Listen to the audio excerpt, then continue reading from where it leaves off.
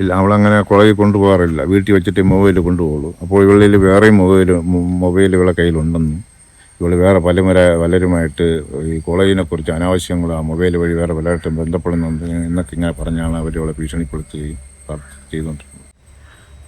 അങ്ങനെയാണ് കാര്യം. ഇതുപോലെ ഒരു സാധാരണ കുടുംബമാണിത്. ഈ കുടുംബത്തിൽ നിന്നാണ് 2 കുട്ടികളിൽ ഒരാൾ മാർത്താണ്ഡത്തെ ഈ പറഞ്ഞ കോളേജിലേക്ക് പഠിക്കാൻ പോയതും കഴിഞ്ഞ ഒരു നിതിൻ രാജിൻ്റെ കേസ് അതിപ്പോൾ നടന്നുകൊണ്ടിരിക്കുന്നു.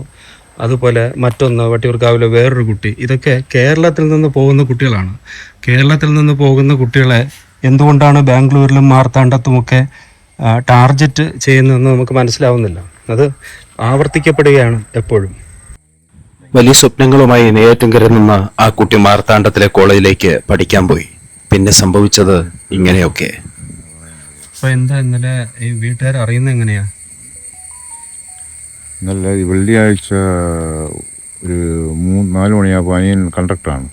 അനിയൻ കണ്ടക്ടറാണ്. അനിയൻ്റെ മോളാണ് ഇപ്പം മരിച്ചത്. അനിയൻ കണ്ടക്ടറായിരുന്നു. അവനങ്ങനെ ഇരിക്കുമ്പോഴാണ് അവനെ വിളിച്ച് പറയുന്നത് പോലെ തന്നെ മക്കൾക്ക് പോലെ വിഴുന്നു, ഒരു പരിക്ക് പറ്റി, ഇന്ന ആശുപത്രി സാലോം ആശുപത്രി മാർത്താണ്ഡത്തേക്ക് കൊണ്ടുവന്നിട്ടുണ്ടെന്ന് പറഞ്ഞു. അപ്പോൾ അവിടെ എൻ്റെ മകൻ അവിടെ ഗ്രേസ് ഹോസ്പിറ്റലിലാണ് ഇവിടെ ഗ്രേസ് കോളേജിലാണ് പഠിക്കുന്നത്. അപ്പോൾ അവനെ വിളിച്ച് പറയും. അവൻ അവിടെ ചെന്ന് നോക്കുമ്പോൾ മൊത്തം ശരീരമെല്ലാം ഉടനെ ഇഞ്ചുറി ആയിരിക്കുകയാണ്. അവിടെ ഒരു ടീച്ചർ കൊണ്ടുവരികയും ഇവരെ കണ്ട ഉടനെ, ഫാമിലിയെ കണ്ട ഉടനെ ടീച്ചർ അനിയൻ്റെ ഭാര്യയെല്ലാം അവിടെ എത്തിയപ്പോൾ ഇവരെ കണ്ട ഉടനെ ടീച്ചർ അവിടെ നിന്ന് പോവുകയും ചെയ്തു. ഉടനെ തന്നെ അവൾ വിളിച്ച് കാര്യം ചോദിച്ചു. ഇതുപോലെയാണ് എന്നെ കോളേജിൽ വലിയ പ്രശ്നം, എന്നെ അവിടെ ഇരിക്കാൻ സമ്മതിക്കുന്നില്ല, എൻ്റെ ബാഗ് പരിശോധിക്കുന്നു, എന്നെ ഉപദ്രവിച്ചുകൊണ്ടിരിക്കുകയാണ്. ഞാൻ ഇതിനു മുമ്പ് 1 വർഷം മുമ്പ് അവിടെ അവരുടെ ഹോസ്റ്റലിൽ ആഹാരം തന്നതിൽ കുറച്ച് കുട്ടികൾക്ക് ബുദ്ധിമുട്ടുണ്ടായി, സർജറിലുണ്ടായി, ആശുപത്രി അതിനൊരു TV ന്യൂസിൽ ഇവർ പബ്ലിസിറ്റി ചെയ്തപ്പോൾ ഇവൾ അത് എല്ലാം TV ന്യൂസിൽ പബ്ലിസിറ്റി ചെയ്തെന്നുള്ള ഇതുകൊണ്ട് ഇവളെ മാത്രം പ്രത്യേകിച്ച് ഇവളെ ദ്രോഹിച്ചുകൊണ്ടിരിക്കുകയാണ് അവർ. ഈ കൊച്ച് പിന്നെ ഹോസ്റ്റലിൽ നിന്നാണോ ചാടിയത്, അതെ കോളേജ് കെട്ടിടത്തിൽ നിന്നാണോ? കോളേജ് കെട്ടിടത്തിൽ. എത്ര നിലയെന്നാണ് ചാടിയെന്ന് പറയുന്നത്? 3ാമത്തെ നിലയെന്നാണ്. അന്ന് ഈ ചാടുന്നതിന് മുമ്പ് എന്തെങ്കിലും മാനസിക പ്രഷർ ഉണ്ടാകത്തക്കവണ്ണം വല്ലതും അന്നും വിളിച്ചു. അവിടെ ഹോസ്റ്റലിൽ അവിടെ പ്രിൻസിപ്പാൾ എന്ന് പറഞ്ഞ സ്ത്രീ വിളിച്ചു. അവളെ 1 മണിക്കൂർ അവളെ ഒറ്റയ്ക്ക് ഇരുത്തുകയും അവളെ ബാഗ് പരിശോധിക്കുകയും, നീ പോകുന്നുണ്ട്, നിനക്ക് പല പേരെയായിട്ട് നിനക്ക് സംസാരങ്ങൾ കൂടുതലാണ്, നീ ഇവളടുത്ത് മിണ്ടരുത്, ഇവളെ ഒറ്റപ്പെടുത്തുകയാണ്. ബാക്കിയുള്ള കുറച്ച് കുട്ടികളെയും ചേർന്ന് ഇവളെ ഒറ്റപ്പെടുത്തുകയാണ്. ഇല്ല, ഇഞ്ചുറി മാത്രമായിരുന്നു.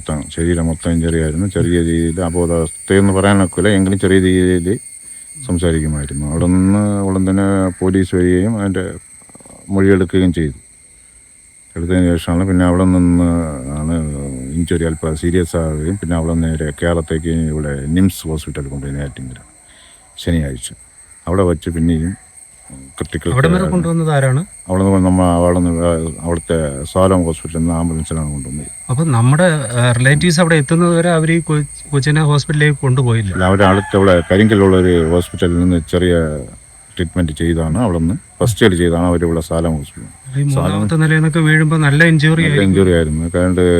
2 തുടയിൽ പൊട്ടുകയും കാലിന് നല്ല ക്ഷതം എടുക്കുകയും ജസ്റ്റ് ലെൻസിന് കംപ്ലൈൻറ്റ് വരികയും എല്ലാം ചെയ്തു. കൈ 2 പൊട്ടലെല്ലാം ഉണ്ടായിരുന്നു.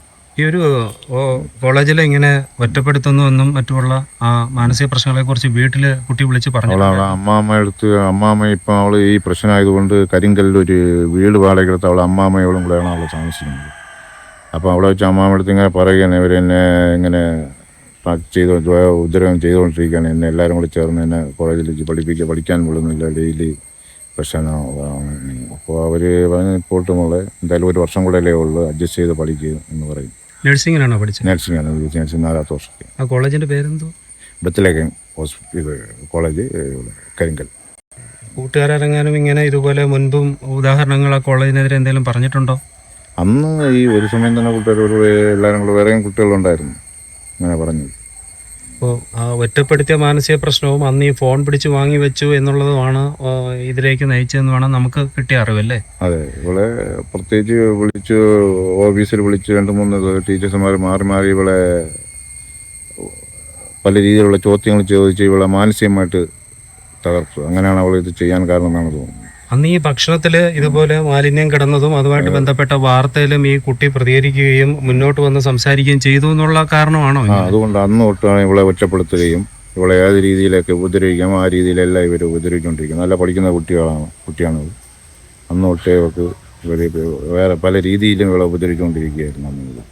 വെള്ളറുടെ കത്തിപ്പാറയിലെ ഈ വീട്ടിൽ ഇന്ന് അവൾക്കായി കല്ലറ ഒരുങ്ങുന്നു. എങ്ങും വിലാപമാണ് ആ മകളെ ഓർത്ത്. ഇടയിൽ അനുജൻ അവളുടെ പപ്പ വന്നിട്ട് ഗൾഫിൽ പോയിരുന്നു. അപ്പോൾ അവൻ്റെ വൈഫിന് ചെറിയൊരു ജോലി ഉണ്ടായിരുന്നു ആദം ഫൈനാൻസിൽ. അങ്ങനെ അവിടെ അങ്ങനെ ആദം ഫൈനാൻസിൽ അവർ ജോലി ഉള്ളതുകൊണ്ട് അവിടെ ജോലി ചെയ്യുകയും അവളുടെ കുടുംബം വിട്ട് അവിടെ നിന്ന് പിള്ളേർ ഇളയ മോള് അമരവള സ്കൂളിലാണ് പഠിക്കുന്നത്. ഇപ്പോൾ +2 ആണ്. അപ്പോൾ അതുകൊണ്ട് പഠിക്കാനും പോയി വരാനുള്ള സൗകര്യം. 2 പെൺകുട്ടികളാണോ? 2 പെൺകുട്ടികൾ. ഈ കുട്ടിയെ ഇവിടെ പഠിക്കാൻ വിട്ടതൊക്കെ എങ്ങനെ, ലോൺ എടുത്തിട്ടൊക്കെയാണോ? എഡ്യൂക്കേഷണൽ ലോണോ അങ്ങനെ ലോണും ഫാമിലികളെല്ലാം സഹായിച്ചും അങ്ങനെയൊക്കെയാണ് ഇതിനെല്ലാം കൂടെ തന്നെ അവൻ ഗൾഫിൽ പോയത്. പിന്നെ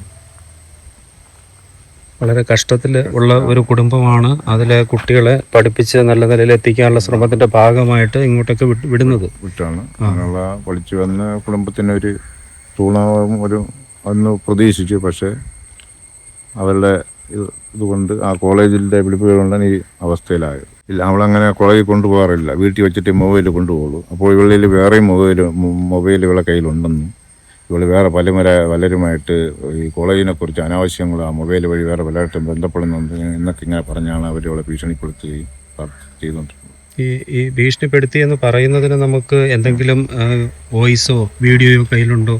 ഉണ്ട്. പല ടീച്ചേഴ്സുമാരുടെ കുറിച്ചുള്ളത് ഇവളുകളുടെ വേറെ ഫ്രണ്ട്സിൻ്റെ അടുത്ത് ഇവൾ വീട്ടിൽ സംസാരിക്കുന്നതിൻ്റെ വോയിസ് കൂടെ ഇതിലുണ്ട്. ഹോസ്റ്റലിലും കോളേജിലും തനിക്ക് പിടിച്ചു നിൽക്കാനാവുന്നില്ല, വലിയ മാനസിക സമ്മർദ്ദമാണ് അവർ തരുന്നത് എന്ന് പറയുന്ന ശബ്ദ സന്ദേശങ്ങളാണ് ഇപ്പോൾ പുറത്തു വരുന്നത്.